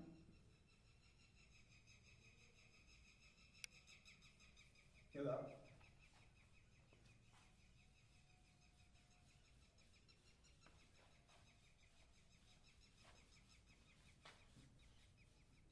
ये ऊपर ये हैलोजन कहां पर है? ब्रिज हेड पर है। ये पोजीशन कहलाती है ब्रिज हेड पोजीशन।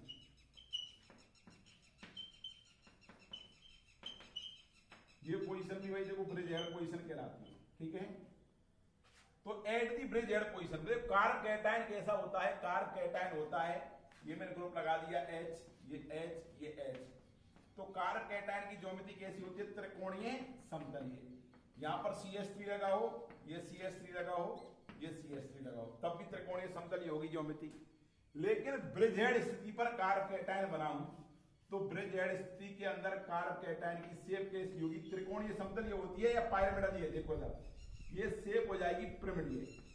पिरामिड के मतलब तिपाही के समान शेप हो जाती है, इस प्रकार से ये पिरामिडल शेप हो जाती है। देखो ये वाला बॉन्ड बन रहा और एक ब्रिज हेड वाला बॉन्ड बन रहा, तो इस प्रकार से शेप हो जाती है ये पिरामिडीय शेप। और पिरामिडीय शेप कार्ब कैटायन की कभी भी एग्जिस्ट नहीं करती है, तो ये पिरामिडल शेप हो जाती है।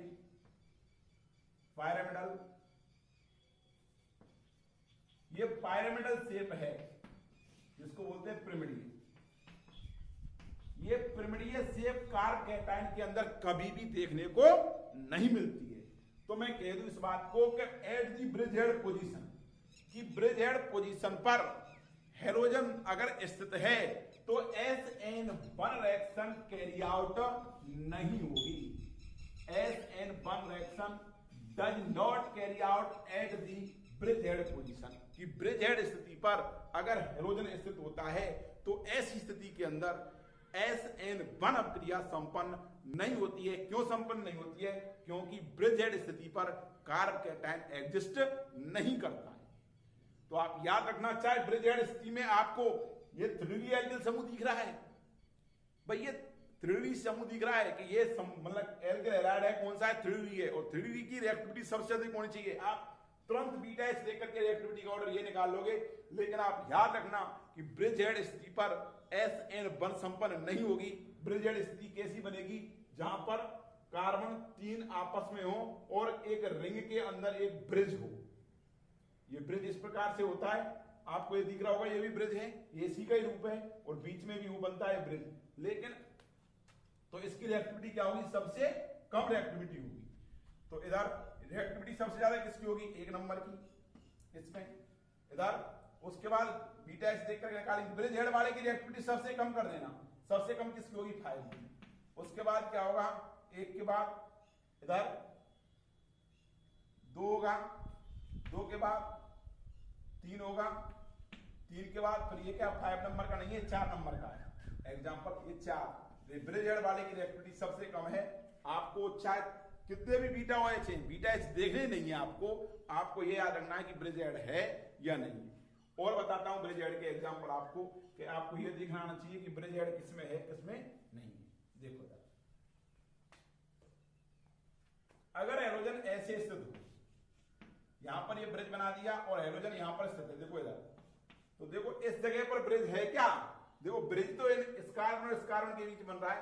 मैं नंबरिंग करूं तो यहां पर 1 2 3 4 5 6 और ये 7, तो ब्रिज तो 1 और 4 कार्बन के बीच बन रहा है। 7 नंबर कार्बन यहां पर आ रहा है, यहां पर ब्रिज है क्या? नहीं है। तो इस कंपाउंड के अंदर रिएक्शन कैरी आउट हो जाएगी। लेकिन अगर इसी को मैं ऐसे लिख दूं, ये इधर ये बना दिया मैंने और यहां पर x लिख दिया, तो यहां पर 1 2 3 4 5 और ये 6, तो 1 और 3 के बीच में ये ब्रिज है।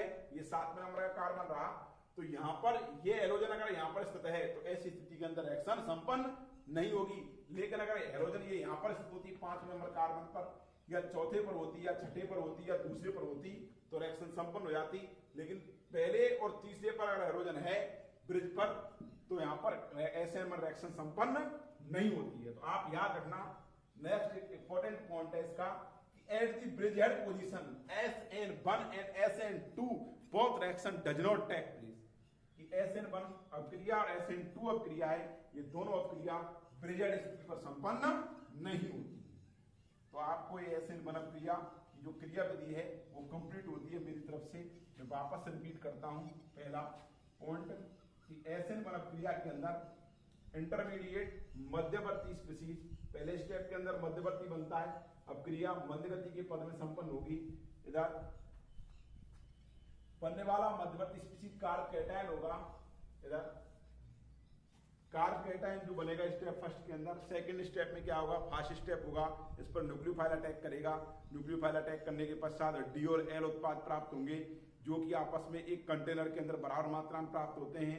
इन दोनों के समान मात्रा में मिश्रण को बोलते हैं रैसमिक मिश्रण। तो SN2 अभिक्रिया के द्वितीय पद में रैसमिक मिश्रण बनता है। बनने वाला रैसमिक मिश्रण है, वो रैसमिक मिश्रण की मात्रा है वो सॉल्वेंट के ऊपर निर्भर करती है। तो स्टेप इधर ये दोनों स्टेप पूरे होते हैं। तीसरा पॉइंट आता है SN1 का। SN1 अभिक्रिया है वो पोलर प्रोटेक्ट सॉल्वेंट के अंदर संपन्न होती है। जल एक सर्वोत्तम पोलर प्रोटेक्ट सॉल्वेंट माना जाता है। नेक्स्ट आता है रिएक्टिविटी का। तो SN1 अभिक्रिया की प्रतिक्रियाशीलता सबसे अधिक 3D alkyl halide, then benzylic halide, then allylic halide, then 2D alkyl halide, then 1D alkyl halide. अगला पॉइंट आता है कि ब्रिज हेड स्थिति पर SN1 और SN2 दोनों अभिक्रियाएं संपन्न नहीं होती हैं। तो ये ब्रिज हेड पोजीशन बन गई, ये वाली। इस कंपाउंड के अंदर इधर हेलोजन यहां पर है तो ये भी ब्रिज हेड है, हेलोजन यहां पर है तो ये भी ब्रिज हेड है। लेकिन अगर हेलोजन ये ब्रिज बन रहा है, इन दोनों के बीच में बन गया ब्रिज, अगर हेलोजन यहां पर है तो ये ब्रिज हेड स्थिति नहीं होगी, ये वाली और ये वाली ब्रिज हेड।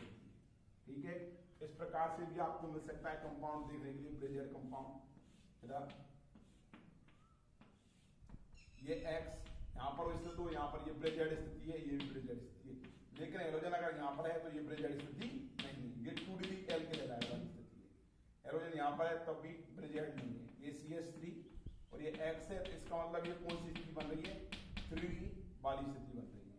ठीक, अगर ऐसी स्थिति हो, एक कार्बन यहां पर है और एक कार्बन इस जगह पर है, बॉन्ड है, तो ये वाला हेलोजन और ये वाला हेलोजन कहलाएगा ब्रिज हेड। लेकिन यहाँ पर हेलोजन है तो ब्रिज हेड नहीं कहलाएगा। ओके, देन उसके बाद में आती है रिएक्शन, अपन हम चर्चा करेंगे SN2 अभिक्रिया। तो SN2 के बारे में चर्चा करते हैं अपन। देखो SN2 अभिक्रिया की क्रिया विधि।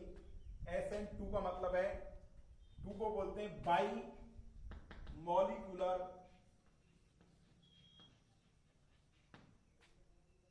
N का मतलब न्यूक्लियोफिलिक,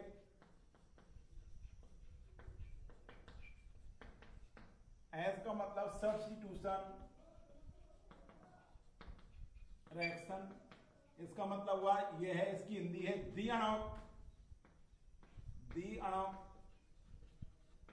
नाभिक स्नेही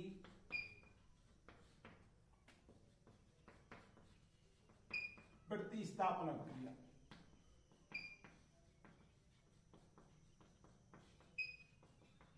देखो जरा, ये SN2 रिएक्शन है, इसको कौन देते हैं तीव्रता के साथ। SN2 अभिक्रिया केवल एक पद में संपन्न होती है और SN2 अभिक्रिया को वो एल्किल हैलाइड आसानी से देते हैं जो कि एक स्थायी संक्रमण अवस्था का निर्माण करते हैं, जिससे कि बनने वाली ट्रांजिशन स्टेट है वो कैसी होती है, स्थायी होती है। तो इसमें प्राथमिक एल्किल हैलाइड हैं, उनकी रिएक्टिविटी SN2 के प्रति सबसे अधिक मानी जाती है। तो मैं यहां पर SN2 के स्टेप लिख रहा हूं। तो SN2 अभिक्रिया carry out only single step, तो ये एक ही पद में संपन्न होती है, केवल एक ही पद होता है इसका। ये मैंने कोई क्रिया कारक लिया, मैंने यहां पर लेबलिंग कर देता हूं, ये प्राइमरी एल्किल हैलाइड से ही मैं अभिक्रिया को संपन्न करा रहा हूं। मैं स्टीरियोकेमिस्ट्री मेंटेन कर रहा हूं, इस वजह से यहां पर बेज और डैश दिखाता हूं। ये HA इधर, ये बेज पर, HB और ये डैश पर, ये HC, ये डार्क वाला है, ये बेज कहलाता है। बेज का मतलब है ये दृष्टा की ओर वाले समूह को बेज पर जाते हैं और दृष्टा से परे वाले समूह डैश पर जाते हैं। और ये लिया अपन ने X, X का मतलब एल्किल हैलाइड, ये लिया मैंने 1 डिग्री एल्किल हैलाइड।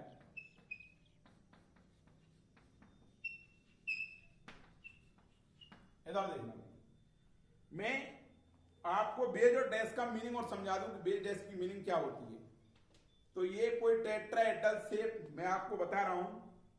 इधर ये चौक लिए मैंने यहां पर, इन चौकों के माध्यम से बेज और डैश को मैं रिप्रेजेंट करता हूं।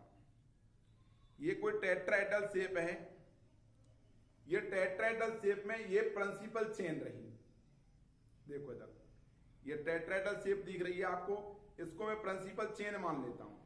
ये प्रिंसिपल चेन है, ये वाली ये है, इसमें ये वाला तो HA है, ये वाला X है। तो ये वाला समूह जो ये वाला है, जो मेरी तरफ है, वो दृष्टा की ओर होता है, वो समूह तो जाता है बेज पर, और जो दृष्टा से परे होता है वो तो जाता है डैश पर। कि which group lies on the toward the viewer occupied on the beige position and this group occupied away from the viewer occupied on the dash position। कि जो समूह दृष्टा से परे होता है वो डैश पर जाता है, वो जो दृष्टा की ओर होता है वो बेज पर जाता है। ये आपको स्टीरियोकेमिस्ट्री में समझ में और आ जाएगा। तो ये मैंने क्रिया कारक लिया कोई, ये इसके ऊपर न्यूक्लियोफाइल का अटैक कराता हूं।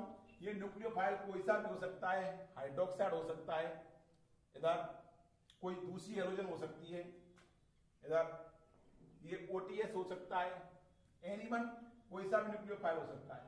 ये न्यूक्लियोफाइल इसके बैक साइड अटैक करता है, जहां पर हेलोजन है उस हेलोजन के विपरीत दिशा में बैक साइड अटैक करेगा।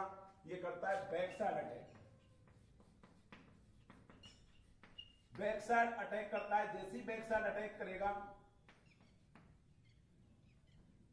तो यहां पर न्यूक्लियोफाइल और इस कार्बन के बीच बंध बनना प्रारंभ होगा, इस और इसके बीच बंध बनना प्रारंभ होगा न्यूक्लियोफाइल और इसके बीच में, और इस हेलोजन और इस कार्बन के बीच बंध टूटना प्रारंभ होता है। ये बॉन्ड हेलोजन के और इसके बीच का बॉन्ड टूटता है। देखो हेलोजन अपने इलेक्ट्रॉन्स को लेकर के जाएगा, इस पर नेगेटिव चार्ज, ये न्यूक्लियोफाइल ये जुड़ रहा है, इस पर नेगेटिव चार्ज, ये इस पर पॉजिटिव चार्ज। ये ग्रुप कौन सा है HA, ये कौन सा है HB और ये कौन सा HC।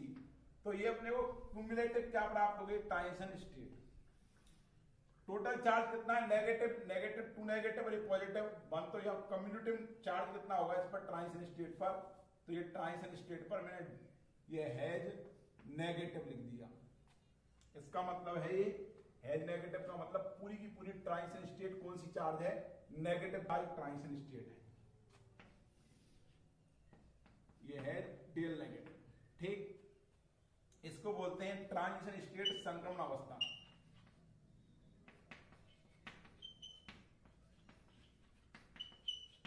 संक्रमण अवस्था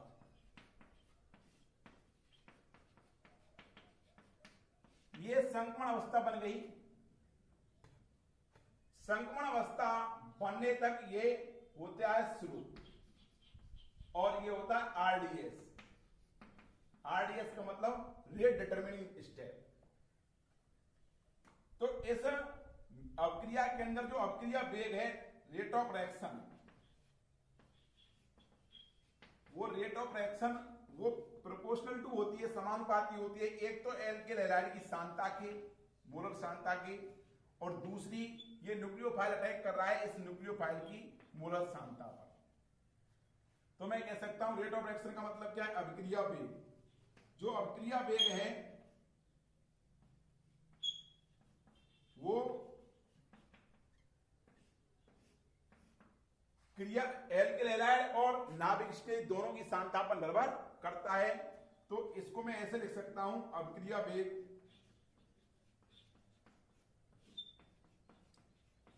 इक्वल टू, समानुपाती चिन्ह को हटाते हैं, क्या आता है अकॉर्डिंग टू रेट लॉ, ये एल्किल हैलाइड की मोलर कंसंट्रेशन और ये न्यूक्लियोफाइल की मोलर कंसंट्रेशन।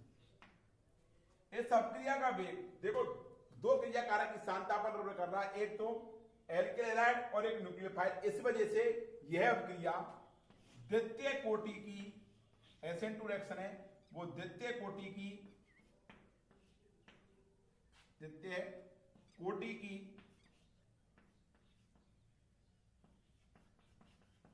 रासायनिक बलगतिकी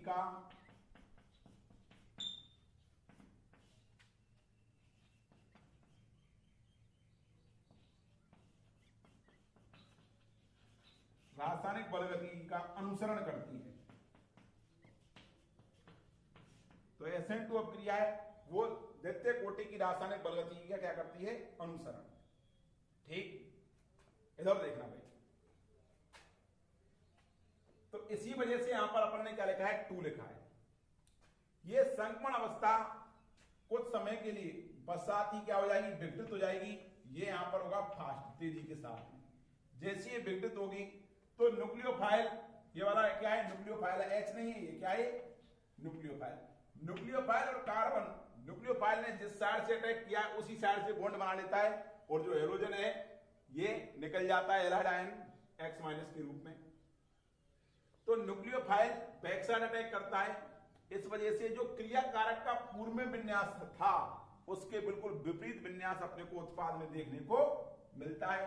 ये H प्रिंसिपल चेन पर ये HA, और ये न्यूक्लियोफाइल अटैक, न्यूक्लियोफाइल ने बैक साइड अटैक किया है, जिस तरफ से अटैक करता है उस तरफ से बॉन्ड बनाता है। ये बेज पर HB और डैश पर HC। तो जो क्रिया कारक का विन्यास है उसके बिल्कुल विपरीत विन्यास अपने को उत्पाद में देखने को मिलता है। ये बन गया प्रोडक्ट। तो प्रोडक्ट का विन्यास से बिल्कुल विपरीत विन्यास अपने को उत्पाद में देखने को मिलता है। इस विन्यास के विपरीत होने की प्रक्रिया को बोलते हैं अपन बाल्डन इन्वर्जन। इसको बोलते हैं बाल्डन इन्वर्जन, इसको हिंदी में बोलते हैं बाल्डन इन्वर्जन, को बोलते हैं प्रतीपन। तो SN2 अभिक्रिया में अपने को बाल्डन प्रतीपन देखने को मिलता है, जबकि SN1 अभिक्रिया के अंदर रेशमिक मिश्रण बनता है, रेशमिक कर्ण देखने को मिलता है। जो क्रिया कारक का विन्यास था उससे बिल्कुल विपरीत विन्यास अपने को उत्पाद में देखने को मिलता है। इसको बोलते हैं विन्यास का प्रतीपन, और इस विन्यास के प्रतीपन की खोज बाल्डन ने की थी, इसलिए इसको बोलते हैं बाल्डन प्रतीपन के नाम से जानते हैं। इन्हीं के नाम के लिए, सम्मान के नाम के लिए इनका नाम रख दिया इसका इन्वर्जन का, बाल्डन प्रतीपन। बाल्डन प्रतीपन SN2 अभिक्रिया में देखने को मिलता है। यहां पर इस कार्बन का केंद्रीय परमाणु कार्बन का संकरण sp3, Cn नंबर 4 होती है। ज्योमेट्री में कहूं तो ज्योमेट्री इसकी चतुष्फलकीय होती है। कैसी होती है? चतुष्फलकीय ज्योमेट्री होती है। याद रखना, इस उत्पाद में भी केंद्रीय परमाणु कार्बन का संकरण sp3, Cn number coordination number 4 होती है, 4 समूह जुड़े हुए हैं, ज्योमेट्री चतुष्फलकीय होती है, टेट्राहेड्रल। लेकिन मैं बात करूं ट्रांजिशन स्टेट की, तो ट्रांजिशन स्टेट में Cn नंबर देखो 1 2 3 4 5, तो इसकी समन्वय संख्या कितनी होती है? 5 होती है।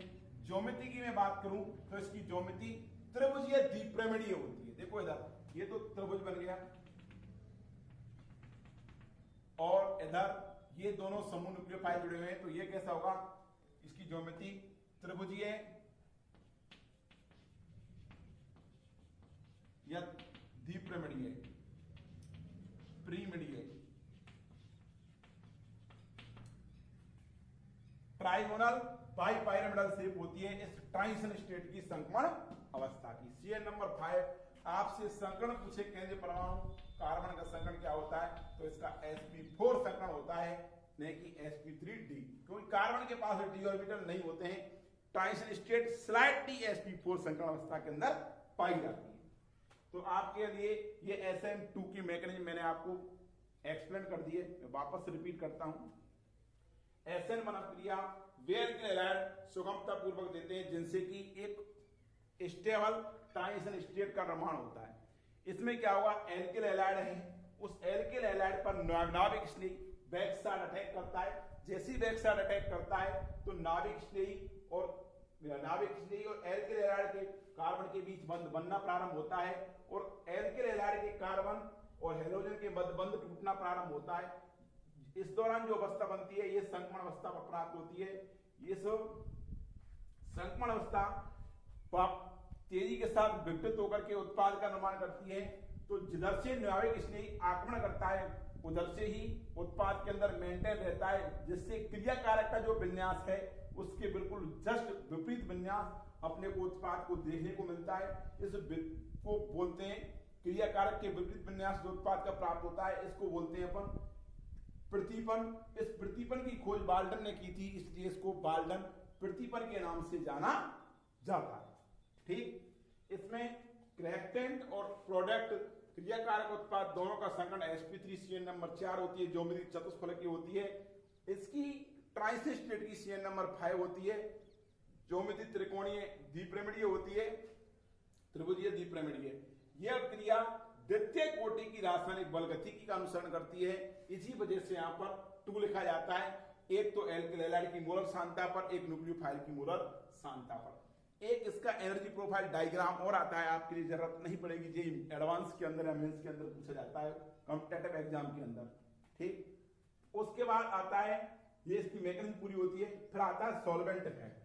तो यह क्रिया कौन से ब्राइट के अंदर तेजी से संपन्न होती है, तो एस याद रखना सॉल्वेंट को, SN1 अपक्रिया पोलर प्रोटेक्ट सॉल्वेंट के अंदर संपन्न होती है, जबकि SN2 अपक्रिया पोलर एप्रोटिक सॉल्वेंट के अंदर संपन्न होती है। पोलर एप्रोटिक सॉल्वेंट, तो पोलर एप्रोटिक सॉल्वेंट कौन सा है, तो इसको आप याद रखना। पोलर एप्रोटिक सॉल्वेंट कौन कौन से हैं, तो SN2 अपक्रिया के लिए कौन कौन से सॉल्वेंट की जरूरत पड़ती है, तो आपको बता रहा हूं मैं।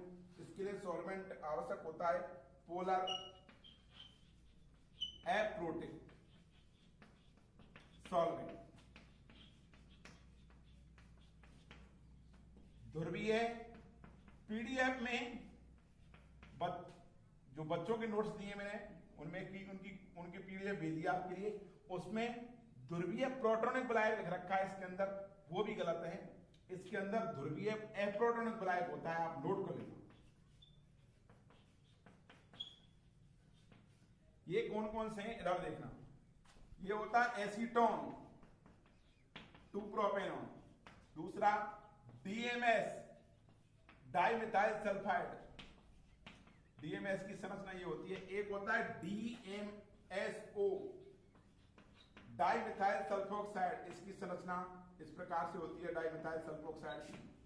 एक होता है DMF dimethyl formamide, DMF dimethyl formamide, C double bond और ये H, ये डाइमिथाइल फार्मेमाइड की स्ट्रक्चर होती है। तो इस प्रकार से SN2 रिएक्शन संपन्न होती है। कौन कौन से सॉल्वेंट के अंदर, एक तो सॉल्वेंट होता है डाइमिथाइल सल्फोक्साइड, दूसरा DMS होता है डाइमिथाइल सल्फाइड, तीसरा DMF होता है डाइमिथाइल फार्मेमाइड, और एक होता है सॉल्वेंट एसीटोन। ये एसीटोन की स्ट्रक्चर है। तो ये सॉल्वेंट कहलाते हैं पोलर एप्रोटिक सॉल्वेंट। तो SN2 अपक्रिया पोलर एप्रोटिक सॉल्वेंट के अंदर संपन्न होती है। नेक्स्ट इसका आता है रिएक्टिविटी ऑर्डर। तो SN2 अपक्रिया के प्रति रिएक्टिविटी क्या होती है उसको मैं एक्सप्लेन करता हूं। रिएक्टिविटी SN2 की भी इंपॉर्टेंट है और रिएक्टिविटी SN1 की भी इंपॉर्टेंट है। तो रिएक्टिविटी का ऑर्डर देख लीजिए, घटता हुआ क्रम क्या है इसका। इसमें सबसे अधिक रिएक्टिविटी होती है 1 डिग्री एल्किल हैलाइड की, इधर देखो, मैं लिख रहा हूं reactivity order of SN2 reaction, SN2 reaction की क्रियाशीलता का क्रम हमेशा मैं घटता हुआ लिख रहा हूं, डिक्रीजिंग ऑर्डर लिख रहा हूं, मतलब घटता क्रम। देखो सबसे अधिक क्रियाशीलता होगी CH3X की, उसके बाद 1 डिग्री एल्किल हैलाइड, सॉरी इसके अंदर भी 1 degree alkyl halide, then 2 degree alkyl halide, और सबसे कम 3 डिग्री एल्किल हैलाइड। अगर आपको बेंजाइलिक और एलाइलिक हैलाइड दे तो उसकी रिएक्टिविटी का क्रम भी क्या होगा, तो आप याद रखना सबसे अधिक इसमें CS ये 1 डिग्री, ये हो गया RCH2X,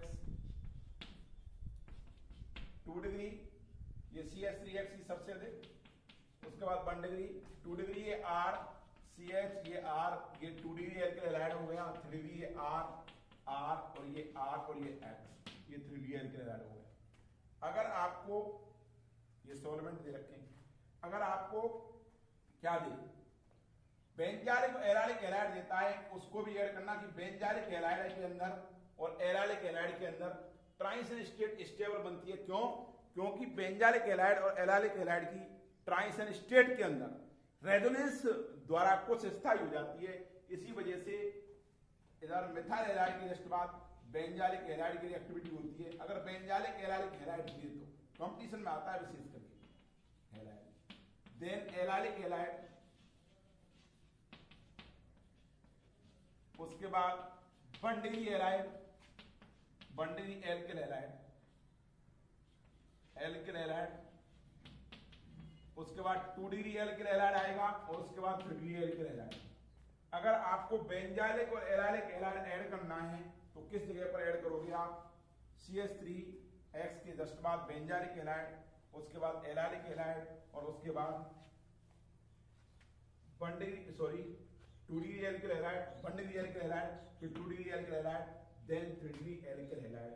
नेक्स्ट अपन इसके उस पर चर्चा करेंगे, किसके ऊपर, एग्जांपल्स के ऊपर। देखो SN2 के लिए एक प्रश्न दिया है, arrange the following alkyl halide SN2 reactivity decreasing order.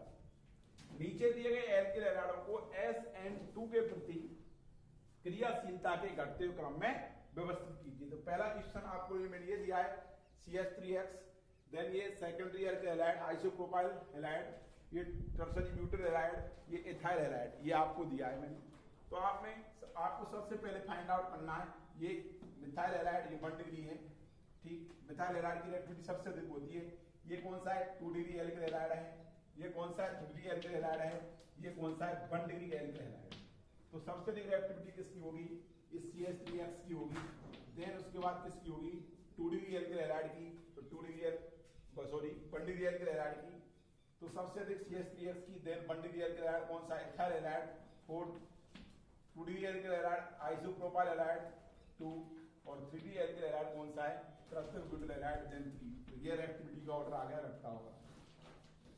इसके अंदर आपको चेक करना है, तो इसमें ये वाला एल्किल हैलाइड कौन सा है, benzylic halide, sorry allylic halide, ये कौन सा है, एलाइलिक हैलाइड, ये कौन सा है, 2 डिग्री एल्किल हैलाइड, ये कौन सा है, 3 डिग्री एल्किल हैलाइड, और ये वाला कौन सा है, ब्रिज हेड वाला, ब्रिज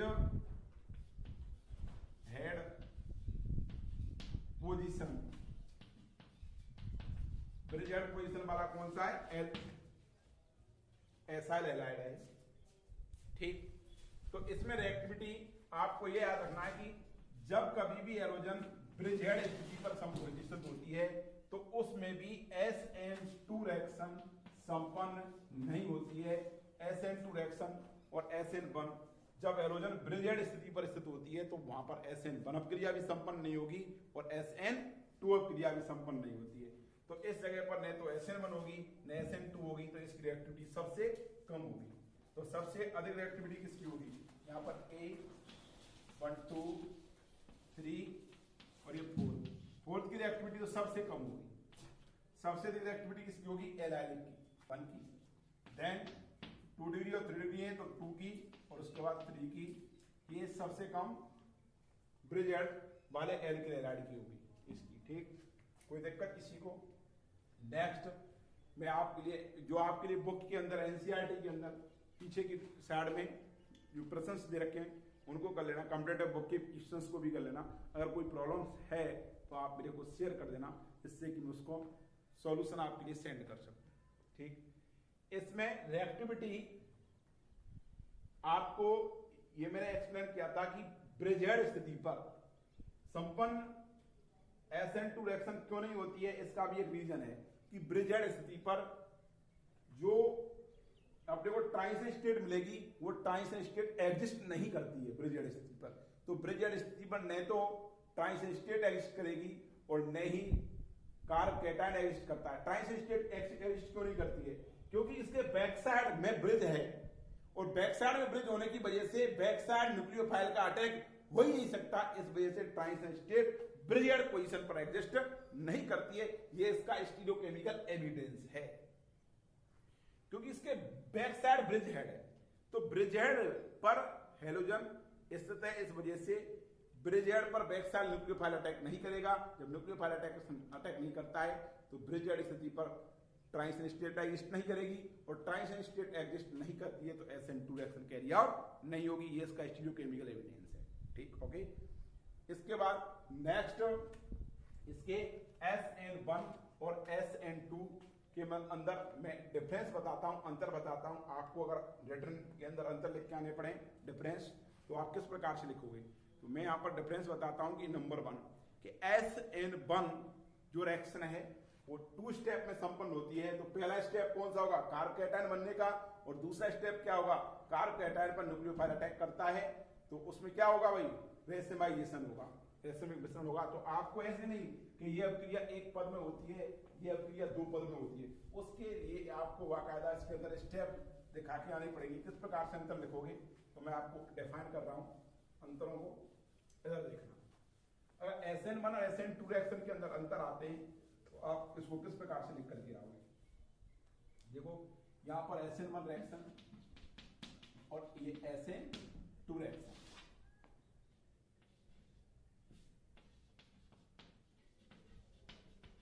अपने वो अंतर शॉर्ट में लिखे आने। ये 2 पदों में संपन्न होती है। तो स्टेप फर्स्ट क्या होगा इसका?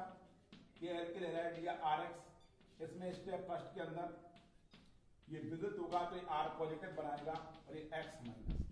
R पॉजिटिव के ऊपर कौन अटैक करेगा भाई? न्यूक्लियोफाइल अटैक करता है। न्यूक्लियोफाइल अटैक इस साइड से कर जाए और न्यूक्लियोफाइल अटैक इस साइड से कर जाए तो एक RNU बनेगा और दूसरा NUR बनेगा। ये क्या होगा? ये 50% D होगा और 50% L होगा। ये शॉर्ट में बता दिया। ये कहलाएगा रेसिमिक मिश्रण।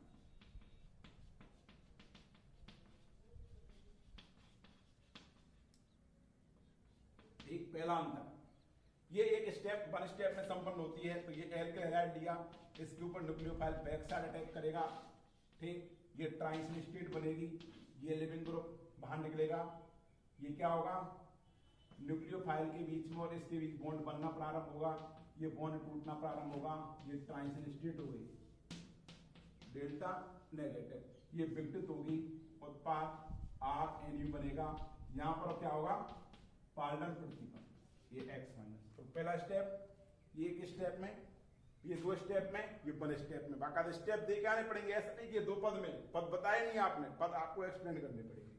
दूसरा, इसमें SN1 में रेशमीकरण होता है, रेशमीकरण होता है। इसके अंदर पाल्टन प्रतिपन होता है, प्रतिपन देखने को मिलता है। SN2 में बाल्टन प्रतिपन देखने को मिलता है। बाल्टन प्रतिपन का मतलब जो क्रिया कारक का विन्यास है उसके बिल्कुल विपरीत विन्यास उत्पाद में अपने को प्राप्त होता है। इसको बाल्टन प्रतिपन के नाम से जानते हैं। रेशमीकरण का मतलब जो उत्पाद प्राप्त होगा वो उसमें 50% दक्षिण द्रवण गुणक, 50% वाम द्रवण गुणक की बराबर मात्रा प्राप्त होती है।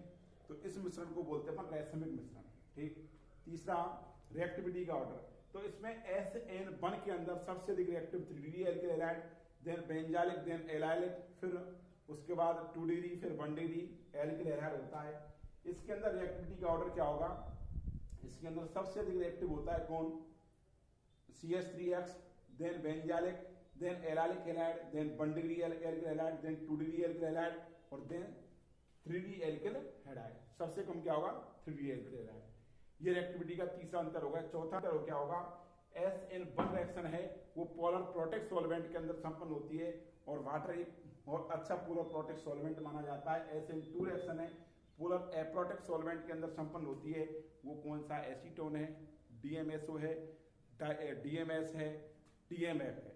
ठीक, वो चार, इसके अंदर 4 अंतर आपको पूरे करवा दिए। कॉमन क्या है SN1 SN2 के अंदर, SN1 SN2 के अंदर कॉमन है कि when the halogen occupied at the brazier position SN1 SN2 reaction does not take place। ठीक, ये आपका 506 वीडियो लेक्चर है, कंप्लीट होता है। नेक्स्ट वीडियो लेक्चर में अपन इसके SN1 SN2 के एग्जांपल्स के बारे में डिस्कस करेंगे।